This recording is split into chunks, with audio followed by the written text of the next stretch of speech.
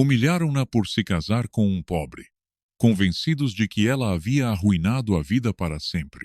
Mas o que descobriram sobre quem era realmente aquele homem mudou para sempre a forma como a olhavam. Fique até o fim, porque quando descobrir quem era realmente esse homem, você vai entender por que aqueles que a humilharam acabaram se ajoelhando diante dela. Ano 1725. Reino de Terra Branca. O eco dos saltos de Lucia ressoava no salão do conselho como um tambor de guerra, embora ela soubesse que aquela guerra não seria travada com espadas, mas com olhares e palavras afiadas. Caminhava ereta, com um vestido que, embora impecável, não tinha bordados de ouro nem pérolas ostensivas. Ao seu lado, Fernando, seu esposo, avançava com passo firme, mas sem a arrogância da nobreza que os observava. Vestia-se de forma simples, e mesmo assim, sua postura ereta e a calma dos olhos escuros o faziam destacar-se, não por sua riqueza, mas por algo que ninguém ali podia definir e que todos equivocadamente desprezavam. As damas, sentadas em um semicírculo de veludo carmesim, inclinavam a cabeça para seus leques, a fim de ocultar sorrisos carregados de veneno. Os homens de alto escalão fingiam conversas entre si, mas seus olhares furtivos cravavam-se como punhais sobre o casal. Pobre e sem terras, sussurrou uma voz feminina, alto o suficiente para que Lucia ouvisse. E agora pretende sentar-se entre nós? Respondeu outra, com um tom que misturava zombaria e escândalo. Lucia apertou com força a mão de Fernando. Não precisava defendê-lo com palavras. Faria isso com sua presença, com o modo como não abaixava o olhar diante de nenhum deles. Mas cada passo que davam até o centro do salão parecia prolongar uma cerimônia de julgamento não escrita. A humilhação pública da mulher, que, tendo acesso a todos os homens poderosos do reino, havia escolhido um homem sem fortuna, sem sobrenome ilustre, e, segundo as más línguas, sem futuro. Fernando não respondia às provocações. Seus ombros largos e sua postura imperturbável eram sua única resposta. Não parecia afetado pelo murmúrio crescente, mas Lucia, que o conhecia melhor que ninguém, percebia a tensão na linha de sua mandíbula. Ele havia suportado comentários assim toda a vida, e não seria um salão cheio de nobres altivos que o quebraria. Embora, naquela noite, algo no ar lhe dissesse que a verdadeira batalha ainda não havia começado. A voz grave do chanceler rompeu o silêncio. Lucia de Villamar pronunciou com ênfase, e seu esposo, Fernando. A pausa antes de seu nome foi mais longa do que o necessário, como se quisesse sublinhar a falta de título. Um murmúrio de desaprovação percorreu a sala. Era um ato público e deliberado. Mostrar ao mundo que, para eles, ele não passava de Fernando sem dê nem conde que o respaldasse. Lucia sentiu o sangue arder. Sabia que aquela noite ficaria marcada como o início da guerra aberta contra seu casamento. O que ninguém suspeitava era que, oculto por trás daquele nome simples, Fernando guardava uma verdade capaz de derrubar os alicerces daquele mesmo salão. E essa verdade estava prestes a encontrar uma maneira de vir à luz. O salão do conselho cheirava a madeira velha e perfume caro, mas sob essa mistura doce e sufocante, escondia-se um aroma sutil de pólvora, como se o próprio ar pressentisse que algo estava prestes a explodir. Lucia, ainda tomada pelo braço de Fernando, sentia o calor de sua pele atravessar o tecido da camisa. Esse calor, que para ela sempre fora um refúgio, agora se misturava a uma tensão aguda, como a corda de um alaúde excessivamente esticada, prestes a romper. O chanceler continuava com a leitura dos assuntos do dia, fingindo ignorar os olhares envenenados lançados ao casal. Lucia havia aprendido a reconhecer esses gestos: o leve erguer de sobrancelhas, o apertar dos lábios, o sorriso cortante que não busca agradar, mas ferir. Cada nobre presente parecia desempenhar um papel naquela pequena peça cujo enredo era claro: fazê-lo sentir que não pertenciam àquele lugar. Fernando permanecia imóvel, com os braços relaxados, mas o olhar fixo à frente. Não respondia, não gesticulava, Não buscava se defender. Essa calma era seu escudo, e embora Lucia admirasse sua força, sabia que essa mesma calma guardava segredos que ele nunca havia compartilhado com ninguém, nem mesmo com ela. Foi então que as portas do salão se abriram com um rangido que cortou bruscamente a voz monótona do chanceler. Todos viraram a cabeça, irritados com a interrupção. A figura que entrou não se movia com a rigidez própria da corte, mas com a desenvoltura de quem já viu mais batalhas do que banquetes. Era um homem alto, de rosto curtido pelo sol e pelos anos, vestido com um gibão de couro gasto e botas manchadas de barro seco. Não trazia armas à vista, mas em seu porte havia algo que deixava claro que não precisava delas para impor respeito. Seus passos ecoaram no chão de pedra enquanto avançava, ignorando por completo os olhares de desdém que o seguiam. Quando estava perto o suficiente, seus olhos cravaram-se em Fernando. Não houve hesitação nem confusão. Olhou-o como se olha para um fantasma que se esperou ver durante anos. Nunca pensei que voltaria a encontrá-lo com vida, disse. E sua voz era grave, carregada de uma emoção que nenhum dos presentes pôde identificar. Um murmúrio espalhou-se pelo salão, como o vento que precede uma tempestade. Lucia sentiu sua respiração acelerar. Fernando, que até aquele momento havia sido uma rocha, piscou apenas uma vez, e nesse piscar Lucia viu algo que nunca tinha visto. Um lampejo de reconhecimento misturado com culpa. Capitão, respondeu Fernando, em um tom baixo e contido. Este não é o lugar. Não. Mas é a hora, replicou o homem, dando um passo a mais. Há coisas que não podem continuar enterradas. E você sabe disso. O chanceler pigarreou, desconfortável. Mas nenhum dos dois desviou o olhar. Os nobres, agora em silêncio absoluto, pareciam farejar a possibilidade de um escândalo maior do que qualquer boato sobre um casamento desigual. Lucia, dividida entre a necessidade de entender e o medo do que estava prestes a descobrir, buscou no rosto de Fernando alguma resposta. Não encontrou. Ele mantinha a mandíbula tensa, os punhos cerrados fora da vista de todos, como se estivesse contendo algo que ameaçava sair há anos. O homem do gibão inclinou-se levemente para ele e murmurou algumas palavras que Lucia não conseguiu ouvir. Mas a mudança na expressão de Fernando foi suficiente para que um frio percorresse suas costas. Aquele não era o rosto de um homem surpreendido, mas o de alguém que sabia que seu tempo para ocultar a verdade estava se esgotando. No silêncio seguinte, o capitão endireitou-se e falou em voz alta o suficiente para que todos ouvissem. Não importa o quanto queiram humilhá-lo por ser pobre. Quando souberem quem ele é, nenhum de vocês ousará levantar a voz contra ele. O murmúrio que se seguiu foi como o rugido distante de um trovão. Lucia apertou os lábios, consciente de que aquele momento havia mudado algo fundamental. A humilhação que haviam suportado juntos naquela noite já não seria o centro da conversa, mas sim a incógnita sobre quem realmente era o homem com quem ela havia se casado. E no fundo de seu coração, algo lhe dizia que a resposta não apenas transformaria o olhar dos outros, mas o seu próprio. O salão do conselho acabou por esvaziar-se como um lago que perde a água lentamente. As risadas falsas se apagaram, os ecos dos passos se afastaram pelos corredores, e o que restou foi apenas a lembrança espessa dos olhares cravados sobre eles. Lucia caminhava ao lado de Fernando, mas não conseguia ignorar a sensação de que não estavam sozinhos, de que as sombras que se estendiam pelas paredes do corredor ouviam cada palavra que não diziam. O capitão, aquele homem de botas gastas e voz grave, havia partido sem acrescentar mais nada. Mas não foi preciso. A frase que pronunciara, aquela ameaça velada que mais parecia uma promessa, havia ficado suspensa no ar como a fumaça após uma fogueira.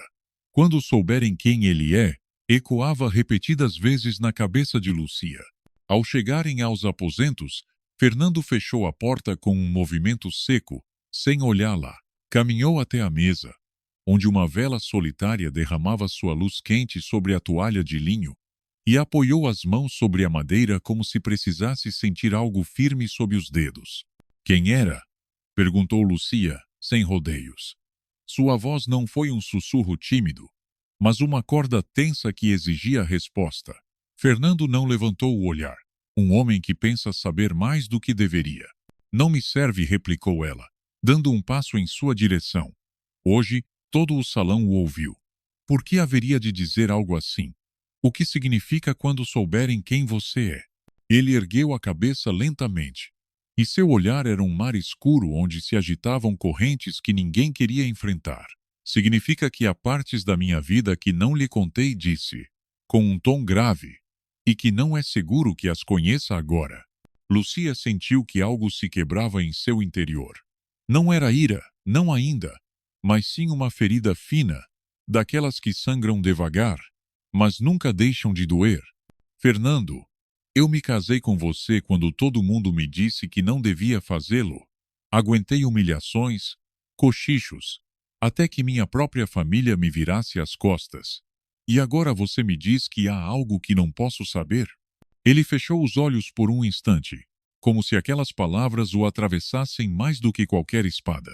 Depois falou, devagar, como quem mede cada sílaba. Não é que eu não queira lhe dizer, é que se fizer disso algo seu, não haverá volta. Você vai se colocar na mesma linha de fogo que eu. Lucia sustentou seu olhar. Havia algo nesse linha de fogo que não soava como metáfora. Soava a pólvora, a aço, a inimigos reais. Então já estou lá, disse, com uma determinação que não tentou esconder.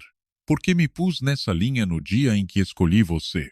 Por um segundo, o silêncio foi absoluto. Apenas o crepitar da vela preenchia o quarto. Fernando desviou o olhar. E nesse gesto Lucia viu que ele não era um homem sem medo, mas um homem que carregava medos demais. Ele se aproximou, tomou sua mão e a apertou com força. Confie em mim mais um pouco, pediu. Em breve você vai entender por que tenho guardado silêncio. Lucia queria acreditar nele, mas, no fundo, sabia que segredos não são muros eternos. São diques, e quando se rompem, arrastam tudo. O que nenhum dos dois sabia é que naquela mesma noite, a poucas salas dali, alguém havia ouvido o suficiente para acender o estopim de algo que colocaria todo o reino de cabeça para baixo.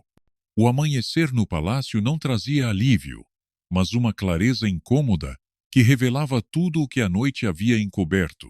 As janelas altas deixavam entrar uma luz fria, quase metálica, que se filtrava entre os tapetes e desenhava linhas afiadas sobre o chão de mármore. Lucia caminhava pelo corredor principal, sentindo que essa luz não era mais perigosa do que os olhares que a seguiam de cada canto. Não eram olhares abertos nem francos. Eram dissimulados, fugazes, mas insistentes. Criados que fingiam limpar uma mesa e levantavam os olhos para observá-la de soslaio. Guardas que viravam o pescoço assim que ela passava. Damas da corte que se inclinavam para sussurrar algo por trás de seus leques. A sensação era a mesma que estar de pé no centro de um círculo invisível, enquanto todos mediam seus passos e seus gestos. Naquele dia, Lucia não precisou adivinhar quem estava no centro de todo aquele burburinho. A rainha Isadora. Do seu trono, na sala de audiências, Isadora ouvia relatórios com a cabeça levemente inclinada e um sorriso tênue que não chegava aos olhos. Tinha o talento de fazer com que qualquer pessoa que falasse com ela se sentisse pesada, avaliada e, eventualmente, descartada. No meio da manhã, enquanto Lucia cruzava o pátio interno com uma cesta de documentos para a contabilidade, uma das damas de confiança da rainha, a Marquesa de Santarém, aproximou-se com um andar calculado. Senhora Lucia, disse, alongando-o senhora, com um tom que gotejava condescendência. A rainha deseja vê-la em seus aposentos. Lucia sentiu um leve nó no estômago, mas assentiu. Não era prudente recusar um convite, muito menos quando vinha com o peso implícito de uma ordem. Os aposentos da rainha eram um contraste com o resto do palácio. Quentes, perfumados com essências de âmbar e canela, iluminados pela luz dourada que se filtrava entre cortinas pesadas. Isadora estava sentada junto a uma mesa baixa, cortando lentamente um pedaço de fruta exótica com uma faca de lâmina fina. Não levantou os olhos de imediato. Dizem que o amor tudo vence, comentou, como quem fala do clima. Embora, claro, isso é dito por quem nunca teve que pagar o preço. Lucia manteve-se de pé, com as mãos unidas diante de si. Majestade respondeu, inclinando levemente a cabeça. Isadora a olhou por fim, e seus olhos eram tão frios quanto pedra polida. A senhora tem causado bastante conversa ultimamente, continuou. Casar-se com um homem sem título, sem fortuna e sem linhagem conhecida é, no mínimo, uma decisão corajosa ou imprudente. Não era uma pergunta. E, portanto, Lucia não respondeu. Mas o que mais me intriga, prosseguiu a rainha, é como alguém assim.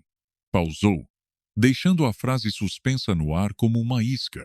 Conseguiu conquistar sua lealdade tão rápido. Lucia sentiu apontada por trás dessas palavras.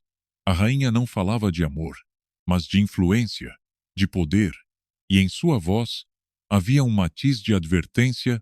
Não se esqueça, acrescentou Isadora, cortando outro pedaço de fruta com precisão cirúrgica, que, neste palácio, o que não se diz é tão importante quanto o que se diz. E o que se oculta sempre acaba vindo à luz. A audiência terminou ali, sem que a rainha a convidasse a sentar-se ou oferecesse despedida formal. Foi expulsa do aposento com a mesma cortesia fria com que havia sido recebida. Mas, ao cruzar o umbral, Lucia soube que já não estava apenas sob os olhares da corte. Estava sob vigilância. Naquela tarde, nos corredores, os cochichos se intensificaram. Histórias inventadas sobre Fernando circulavam como brasas levadas pelo vento, que era filho ilegítimo de um comerciante arruinado, que havia sido soldado desertor, que escapara de uma prisão estrangeira. Nenhuma coincidia, mas todas tinham o mesmo objetivo: pintar Fernando como um homem indigno dela. Lucia mantinha a cabeça erguida, mas cada palavra envenenada grudava-se em sua pele como pequenas farpas. E, ao atravessar o corredor que conduzia a seus aposentos, cruzou-se com Fernando. Ele a olhou como se tivesse sentido de longe o peso que ela carregava. O que aconteceu? Perguntou, parando diante dela. Começaram, respondeu Lucia, sem necessidade de dar mais explicações. Fernando apertou a mandíbula, e ela soube que ele também entendia que aquilo era apenas o início. O que nenhum dos dois imaginava era que, entre aquelas vozes, já havia alguém trabalhando ativamente para transformar os rumores em armas letais. A chuva havia começado a cair sem aviso, grossa e fria, batendo nos telhados do palácio como um tambor que marcava um ritmo inquietante. O pátio interno escureceu sob um céu de chumbo, e as tochas acesas antes do anoitecer lançavam uma luz trêmula, como se também elas hesitassem em continuar ardendo. Lucia estava sozinha na galeria norte, observando a água deslizar em cascatas pelas gárgulas de pedra. Foi então que ouviu o bater de uma bengala no chão, um som lento, marcado, que se aproximava por trás dela. Estava te procurando, menina, disse uma voz áspera. Gasta pelos anos e pelo tabaco. Lucia se virou e encontrou tia Remédios, a curandeira mais antiga do reino.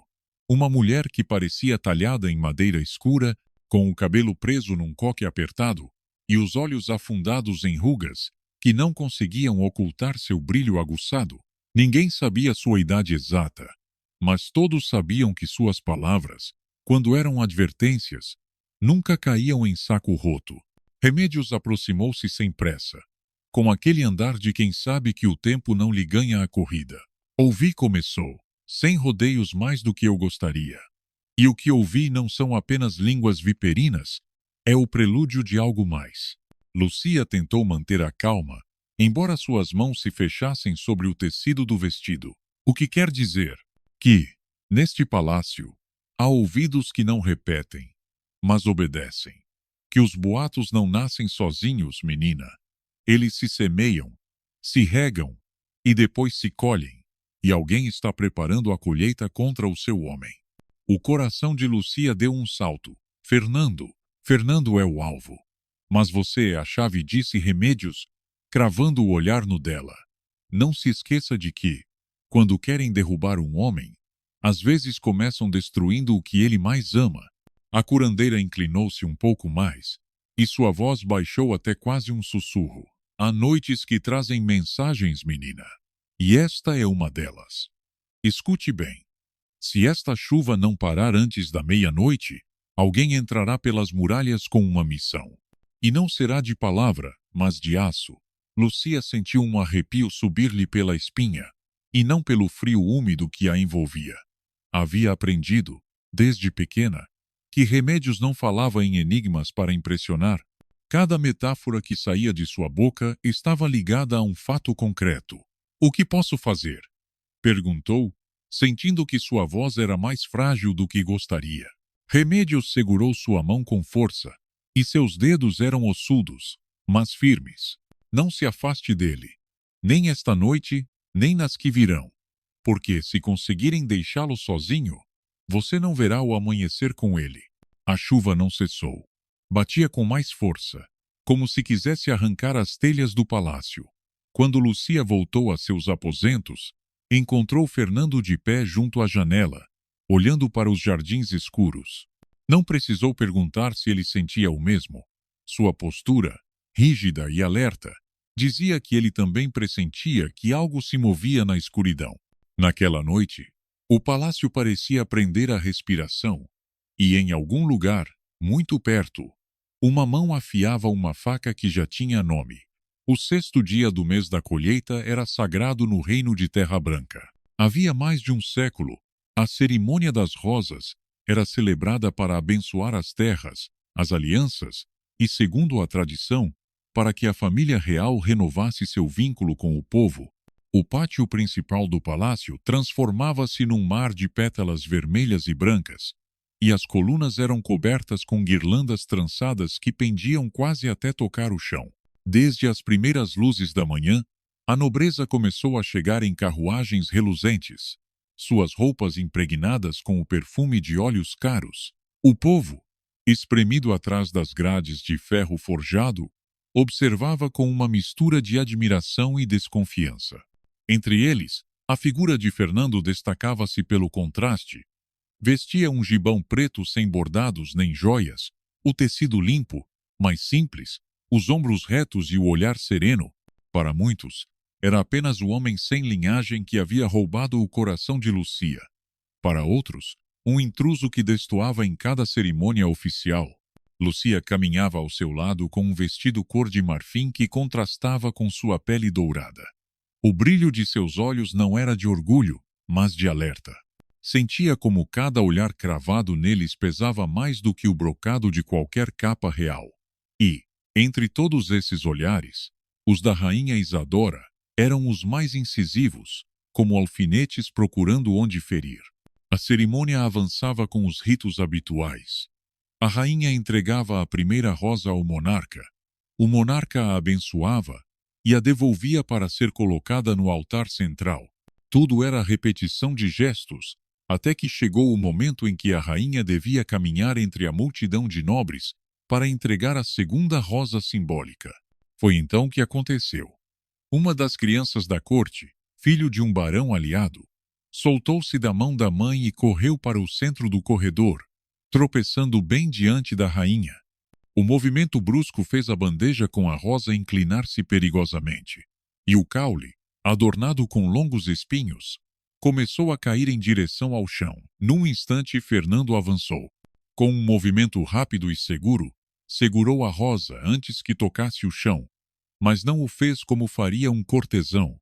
Em vez de entregá-la imediatamente à rainha, agachou-se também para erguer a criança, levantando-a com suavidade e certificando-se de que não se machucara. O gesto natural para ele foi interpretado de outra forma pelos presentes. Interrompera o ato mais simbólico da rainha para atender um plebeu. O silêncio foi imediato. A rainha permaneceu de pé, com o braço estendido, esperando a rosa. Fernando entregou-a, mas sua expressão era neutra, sem a reverência exagerada que o protocolo exigia. A tensão podia ser cortada com uma faca. Obrigada, disse Isadora, com um sorriso tão fino que mal era uma linha, pela sua ajuda. A palavra ajuda ecoou como um veneno disfarçado. Entre os nobres, alguns esconderam sorrisos.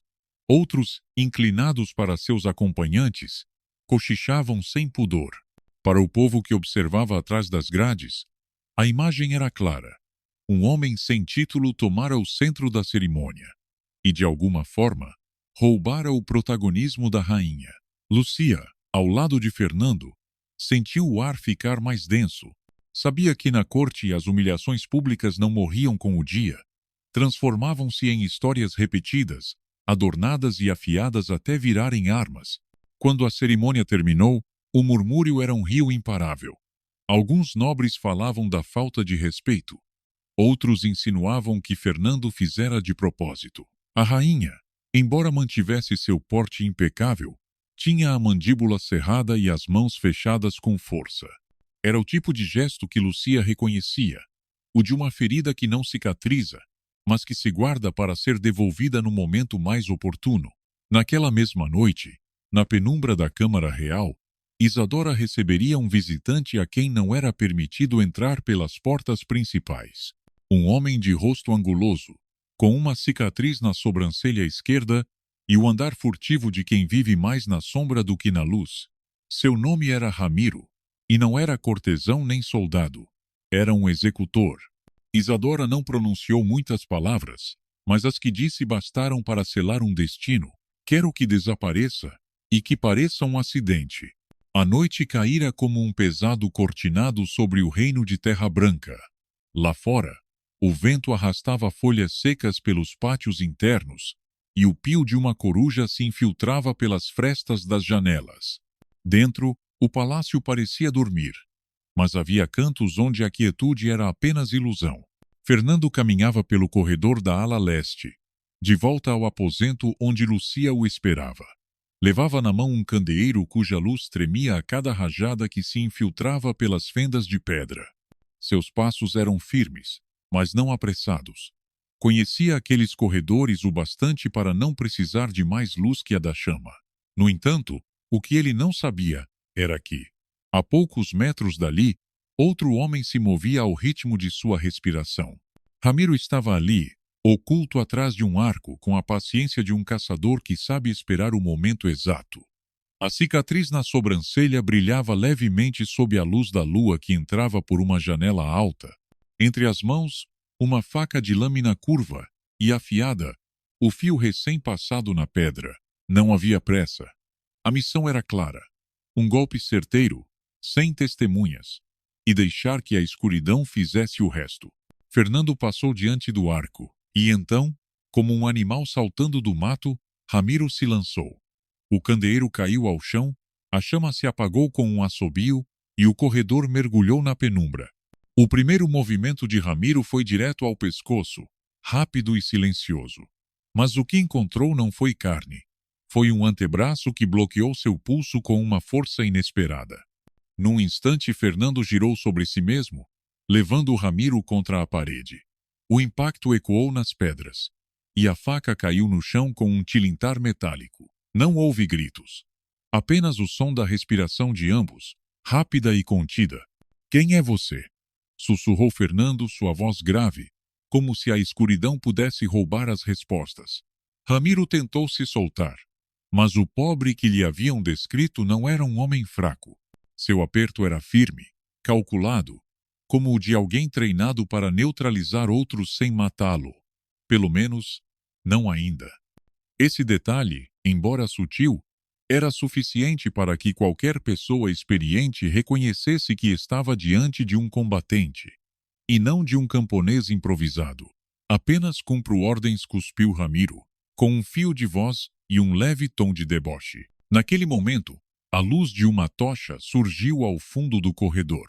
Lucia corria em direção a eles, seu vestido arrastando um eco de tecido sobre as pedras. Ao chegar, seus olhos passaram de Fernando a Ramiro, e algo em sua expressão mudou. Não havia surpresa em seu olhar, mas reconhecimento. Você, murmurou com um tom que misturava desprezo e certeza. Eu sabia que você voltaria. Fernando olhou para Lucia, procurando uma explicação, mas ela não lhe deu nenhuma. Limitou-se a pegar a faca do chão, girá-la na mão e guardá-la sob o cinto. Depois, aproximando-se o suficiente de Ramiro para que apenas ele pudesse ouvi-la, sussurrou algo que gelou o ar. Diga a quem o enviou, que para tocar nele, primeiro terá que me matar. Fernando não insistiu. Sabia que as respostas chegariam, mas não naquela noite. Segurou Ramiro pelo braço e o levou até a guarda da ala oeste. O homem seria trancado, ao menos até que pudessem decidir o que fazer com ele. Mas, no fundo, ambos sabiam que um carcereiro podia ser comprado e que aquele ataque era apenas um aviso, não uma tentativa final. Quando voltaram a seus aposentos, Lucia fechou a porta com tranca e apoiou as costas contra a madeira. Sua respiração estava agitada, mas não de medo, e sim pelo peso do que guardava. Isto não acaba aqui, Fernando disse, sem olhá-lo diretamente primeiro. E quando começar de verdade, não haverá lugar seguro dentro destes muros. Fernando a observou através da penumbra e, naquele momento, sem que ela soubesse, tomou uma decisão. Se quisessem chegar até ele, teriam que descobrir quem ele era de verdade. E para isso, teria que mostrar um passado que havia enterrado há anos. O amanhecer chegou com um céu cinzento, como se o próprio reino pressentisse que algo iria quebrar a calma aparente. Os sinos da torre maior repicavam num ritmo lento, solene, e os corredores do palácio ressoavam com passos e murmúrios. Não eram os ecos habituais de um dia comum. Havia um peso no ar, uma expectativa que percorria as paredes como uma corrente invisível. Fernando, depois da noite do ataque, não havia dormido. Permaneceu sentado junto à janela do aposento, olhando o vento mover as copas dos ciprestes no jardim. Lucia, a poucos passos dele, estava em silêncio, ocupada afiando a pequena adaga que sempre trazia no cinto. Nenhum dos dois quebrou o silêncio, porque sabiam que palavras seriam inúteis até que aparecesse a oportunidade de usá-las com intenção. A oportunidade chegou mais cedo do que esperavam. Pouco depois do primeiro toque do sino, um mensageiro vestido com as cores reais apresentou-se à porta. Sua postura rígida e o selo de ouro no pergaminho que segurava deixavam claro que trazia ordens diretas. O rei convoca Fernando imediatamente ao salão do trono. Lucia levantou-se na hora, mas Fernando ergueu a mão, indicando que ela não o acompanhasse. Não era um gesto de orgulho, mas de estratégia. Se havia um movimento político em curso, queria enfrentá-lo sozinho, pelo menos no início. O salão do trono estava cheio. Não apenas os conselheiros habituais e alguns membros da nobreza estavam presentes, mas a rainha Isadora ocupava seu assento com um porte que parecia talhado em pedra. Ao lado, os capitães da guarda, alinhados como estátuas. E à frente, o rei com sua capa bordada em fios de ouro observava Fernando com uma expressão que não era totalmente legível. Aproxime-se, ordenou o monarca. Sua voz ecoando no teto abobadado. Fernando caminhou pelo corredor central, sentindo os olhares cravarem-se em suas costas. Havia algo quase ritual naqueles passos.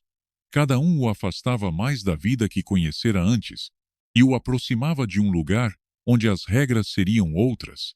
Quando ficou diante do rei, este se levantou, rompendo o protocolo. Tomou uma espada curta das mãos de um guarda e, para surpresa de todos, colocou-a nas mãos de Fernando. A partir deste dia, você fica sob minha proteção direta. Nenhum homem ou mulher deste reino poderá atentar contra você sem enfrentar minha justiça. E se alguém o fizer, pausou, percorrendo a sala com o olhar, detendo-se por um instante na rainha, será como se atentasse contra mim mesmo. Um murmúrio percorreu o salão como um vento frio. Os conselheiros trocavam olhares, os capitães cerravam a mandíbula, e a rainha Isadora mantinha um sorriso tão tenso que parecia esculpido. Era evidente que este movimento não havia sido consultado com ela. Fernando, em silêncio, inclinou a cabeça, mas suas mãos, ao fecharem-se sobre a empunhadura, revelavam algo mais que aceitação. Era um reconhecimento tácito de que, a partir daquele momento, jogaria num tabuleiro onde cada peça podia ser um aliado ou um carrasco. Ao sair do salão, Lucia o esperava apoiada contra uma coluna. Não fez perguntas. Simplesmente o olhou com aqueles olhos que pareciam atravessar a pele até alcançar os pensamentos. "E agora?" perguntou. Sua voz baixa, como se temesse que as paredes pudessem repeti-la. Fernando devolveu a espada ao cinto e respondeu sem desviar o olhar do corredor que levava às torres altas. "Agora, vão tentar nos destruir à plena luz do dia. E nós? Vamos deixar que tentem." O que nenhum disse naquele momento, mas ambos sabiam, era que essa proteção real não os havia salvado de nada. Ao contrário, os colocara no centro do campo de batalha.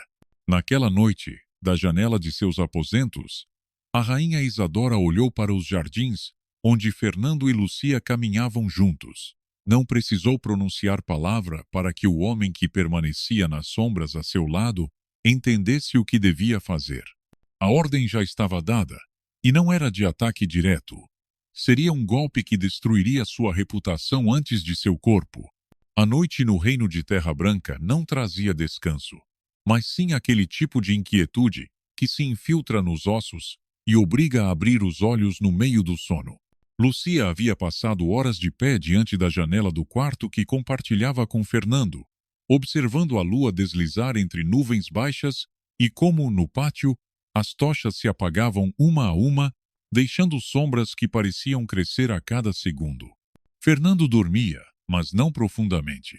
Sua respiração era irregular, como se, mesmo em repouso, seu corpo estivesse pronto para se levantar e enfrentar um ataque. Em seu rosto havia algo mais que cansaço. Havia uma tensão silenciosa, como se um fio invisível o ligasse a Lucia e soubesse, sem vê-la, que naquela noite ela não estaria ali ao amanhecer. Lucia baixou o olhar para as mãos. Estavam frias, mas não de medo. Movia-as lentamente, ajustando os cordões da capa escura, certificando-se de que o pequeno embrulho de tecido que levava sob o braço estivesse bem preso. Dentro, não havia ouro nem documentos, mas um objeto que para ela era mais valioso que qualquer tesouro. Um colar de contas azuis, gastas pelo tempo, que guardava desde muito antes de conhecer Fernando. Esse colar era sua âncora e seu lembrete do que havia jurado proteger. Antes de partir, caminhou até a beira da cama e parou. Observou o rosto de Fernando por vários segundos, como se quisesse memorizar cada linha, cada sombra. Seus lábios se moveram, formando palavras que nunca pronunciou. Estendeu a mão, acariciou brevemente seus cabelos e depois deu um passo atrás, sabendo que, se o tocasse de novo, não teria forças para ir embora. Não deixou carta, não deixou pistas. Apenas um rastro quase imperceptível de perfume e o eco suave da porta fechando-se sem ruído. O palácio estava em silêncio absoluto, rompido apenas pelo estalar ocasional da madeira e pelo vento que soprava do norte. Lucia movia-se com a precisão de quem já havia percorrido aqueles corredores no escuro muitas vezes. Evitou as torres de guarda, cruzou o pátio dos fundos e alcançou as muralhas exteriores, onde um velho portão de serviço estava apenas preso por uma tranca que podia ser levantada sem fazer barulho. Lá fora, a noite era ainda mais fria. Tomou o caminho em direção às colinas, sem olhar para trás, embora sentisse no íntimo que uma parte dela havia ficado trancada atrás daquelas muralhas. Cada passo que dava a afastava de Fernando, mas também o afastava do perigo que sabia estar se formando. Não era um inimigo que ele pudesse enfrentar com espada. Era um inimigo que usaria sua reputação como arma, que se infiltraria nas palavras dos cortesãos e nas mesas dos banquetes até transformá-lo em um pária. Na manhã seguinte, Fernando despertou com a sensação imediata de que algo estava errado. A cama estava fria, a janela aberta e o ar do quarto tinha um cheiro diferente. Um vazio. Caminhou até a porta, perguntou aos guardas, e ninguém a havia visto desde a noite anterior. No pátio encontrou um dos rapazes do estábulo, um jovem nervoso que evitava olhá-lo nos olhos. Meu senhor, disse quase num sussurro. Vi a dama sair pelo portão norte antes de o galo cantar. Não levava bagagem, apenas uma capa. Fernando sentiu um peso afundar-lhe o peito. Não fez perguntas. Não precisava de mais dados. Sabia que sua partida não era um abandono, mas um ato de proteção, mas isso não suavizava o corte do vazio que deixava. Nesse mesmo dia, ordenou fechar todas as saídas do reino e enviar mensageiros às aldeias próximas. Não permitiria que Lucia desaparecesse sem deixar rastro. No entanto, enquanto os mensageiros partiam, um rumor começou a crescer entre as paredes do palácio. O pobre, que havia chamado a atenção do rei e a proximidade de Lucia, não passava de um oportunista, e ela, ao descobrir isso, o havia abandonado. A rainha Isadora, em seus aposentos, sorriu ao ouvir essas palavras dos lábios de uma dama de companhia. Sabia que essa história, embora falsa, se espalharia rapidamente, e que, a cada dia sem que Lucia aparecesse, o veneno seria mais difícil de arrancar. Fernando, de pé na varanda que dava para o pátio de armas, olhava o horizonte. Não era apenas preocupação que o mantinha em pé. Era uma determinação sombria. O tipo de fogo que, uma vez aceso, não se apaga até consumir tudo. E em silêncio prometeu algo que não disse em voz alta. Vou encontrá-la. Nem que tenha que revelar a todos quem eu realmente sou.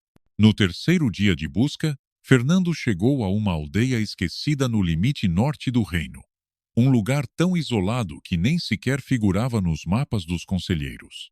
Os caminhos eram de terra úmida, ladeados por casas de pedra com telhados de palha, e o ar cheirava a lenha queimada, e a um silêncio que parecia feito para esconder segredos. Cavalgou devagar, atento, até que uma anciã que varria a entrada de uma cabana ergueu os olhos e o observou com uma mistura de reconhecimento e desconfiança. Se procuras a mulher de capa escura, disse, sem que ele precisasse perguntar, está na casa junto ao poço velho. Fernando desmontou, deixando que o cavalo o seguisse, e caminhou até a casa indicada. A porta estava entreaberta, e do interior vinha o som de água caindo num recipiente. Empurrou devagar e a viu.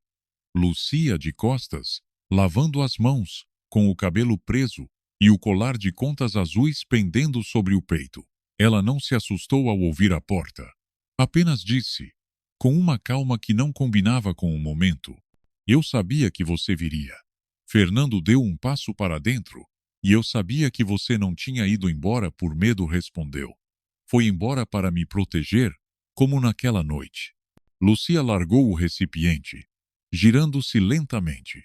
Seus olhos o fitaram com uma intensidade que continha anos de verdades não ditas. Caminhou até um velho baú no canto, e após abri-lo, retirou um manto envolto em tecido fino. Desdobrou-o, revelando um estandarte bordado com um emblema que Fernando não via desde criança. Um falcão negro sobre um campo dourado. Este estandarte, disse Lucia, pertencia à casa de Aravoth, a casa que teu pai governava antes de o atual rei tomar o trono. Fernando sentiu o ar prender-se nos pulmões. Lembrou-se de imagens borradas de um grande salão iluminado por tochas, de uma mulher com a mesma cor de olhos que ele, de um incêndio que apagou todo o resto. Lucia continuou. Eu estava lá, Fernando. Tinhas apenas 6 anos quando as tropas entraram. Escondi-me entre os criados e consegui tirar-te enrolado em mantas antes que as flechas incendiárias atingissem o teto. Levei-te para fora e entreguei-te a uma família humilde que jurou criar-te longe do palácio. Perdi-te de vista, até que voltei a encontrar-te, muitos anos depois, num mercado, sem que tu soubesses quem eu era nem quem eras tu. Fernando deu um passo atrás, como se precisasse de espaço para processar o peso daquelas palavras. Tudo o que acreditara sobre sua origem desmoronava. Não era um pobre sem sobrenome, como a corte havia decidido rotulá-lo. Era o herdeiro perdido de uma casa nobre, apagada da história por mãos que agora o olhavam do trono. Por que não me disseste antes? Perguntou, com uma mistura de reprovação e espanto. Lucia baixou o olhar. Porque, enquanto não soubessem quem eras, estavas seguro. Mas agora que a rainha decidiu destruir-te, a verdade é a tua única defesa. E não será fácil, porque ao revelá-la, reclamarás um direito que colocará o reino inteiro em guerra. Nesse momento, uma batida forte na porta os fez virar. Um mensageiro, coberto de pó e suor, entrou sem esperar permissão. Meu senhor, o rei convocou o conselho de guerra. A rainha acusou Lucia de traição e ordenou a vossa prisão imediata. Fernando fechou o punho com força. Já não havia volta. Não apenas iria defender-se, iria reclamar o que lhe pertencia por sangue. E quando o fizesse, todos saberiam que aquele pobre que haviam humilhado era, na verdade, um nome que a história tentou enterrar, sem sucesso. O grande salão do conselho estava iluminado por dezenas de candelabros suspensos no alto, suas chamas trêmulas, projetando sombras longas sobre as paredes cobertas de tapeçarias. Lá fora, a neve caía lentamente, como se o inverno quisesse presenciar o que aconteceria ali dentro. Por dentro, o ar era denso, carregado de murmúrios e olhares inquisitivos. Fernando entrou pela porta principal com passo firme, sua capa escura ondulando atrás de si. Lucia o seguia de perto, envolta numa túnica simples, mas com o colar de contas azuis bem visível, como uma declaração silenciosa de quem era e do que representava. Na mesa central, a rainha Isadora estava sentada, com um sorriso calculado que não chegava aos olhos. Ao seu lado, conselheiros e nobres cochichavam entre si, observando o casal como se fossem intrusos que ousaram entrar em terreno sagrado. Fernando, de lugar nenhum, disse à rainha, com voz que ressoou por todo o salão: compareces acusado de desonrar este reino ao tomar como esposa uma mulher de origem duvidosa e de ameaçar a estabilidade da coroa. Fernando não respondeu de imediato. Caminhou até posicionar-se no centro do salão. E quando falou, sua voz não foi um grito, mas tinha a força de um sino que ressoa na madrugada. Meu nome não é Fernando de lugar nenhum. Meu nome é Fernando de Aravoth, filho legítimo do senhor destas terras, antes que fossem tomadas com sangue e fogo. E esta mulher a quem chamais de origem duvidosa, não apenas salvou minha vida quando eu era criança, como tem sido o único escudo verdadeiro que este reino já teve contra a podridão de seus próprios muros. O silêncio que se seguiu foi tão absoluto que se podia ouvir o estalar da madeira. Alguns conselheiros inclinaram-se para a frente, outros se remexeram desconfortáveis. A rainha mantinha o sorriso, mas um leve tremor na mão direita denunciava a fissura. Lucia deu um passo à frente. Sua voz, que raramente se erguia, soou clara. Não estou aqui para me defender de insultos. Estou aqui para lembrar a este conselho que a lealdade não se compra com títulos nem com ouro. Eu vi reinos caírem por dentro, não por exércitos invasores, mas pela covardia de quem se senta em cadeiras como estas. Fernando, sem desviar o olhar de Isadora, continuou. Humilharam-me por casar-me com uma mulher que chamavam de pobre. Hoje sabereis que essa pobreza, que desprezavam, é a riqueza que me sustenta. E hoje, aqui, digo-vos que não voltarei a servir a uma coroa que se alimenta da mentira e do medo. O murmúrio virou uma onda. Alguns se levantaram, outros bateram na mesa com os punhos. Fernando ergueu a mão, impondo silêncio. Renuncio a qualquer pretensão de servir sob o vosso mandato, Isadora. E se o povo quiser, abdicarei de qualquer título que me ligue a este trono, mas não renunciarei a ela. E, num gesto que ninguém esperava, tomou o rosto de Lucia entre as mãos e a beijou. Ali, no meio do salão, sob o olhar de todos. Foi um beijo sem pressa, mas carregado com a força de uma vida inteira. Um beijo que selava não apenas um amor, mas uma aliança contra tudo o que havia tentado destruí-los. Quando se separaram, a rainha já não sorria. Sabia que naquele momento havia perdido não apenas a batalha, mas a narrativa que tentara impor. O povo, Ao ouvir o que acontecera, não veria um pobre e uma criada. Veria dois sobreviventes que enfrentaram a mentira com a verdade e a humilhação com dignidade. Dias depois, Fernando e Lucia deixariam o palácio. Não para fugir, mas para construir algo novo. Escolas em aldeias esquecidas. Um conselho popular que desse voz a quem nunca havia sido ouvido. O nome de Aravoth voltaria a ser pronunciado, mas não como símbolo de guerra, e sim de justiça. Anos mais tarde, quando o inverno branqueasse seus cabelos e a força de seus corpos começasse a enfraquecer, continuariam caminhando juntos pelos mesmos corredores onde um dia foram apontados. E, quando finalmente partiram deste mundo, suas tumbas foram colocadas lado a lado, com uma inscrição simples: aqui descansam aqueles que provaram que a maior riqueza não se mede em ouro, mas em lealdade. O povo ainda conta sua história, não como um conto de príncipes e rainhas, mas como a lenda de como um amor humilhado se transformou na herança mais poderosa que um reino já conheceu. Se esta história conseguiu chegar ao mais profundo de você, deixe-nos um gostei. Escreva nos comentários a palavra renascer, para sabermos que esteve conosco até o fim.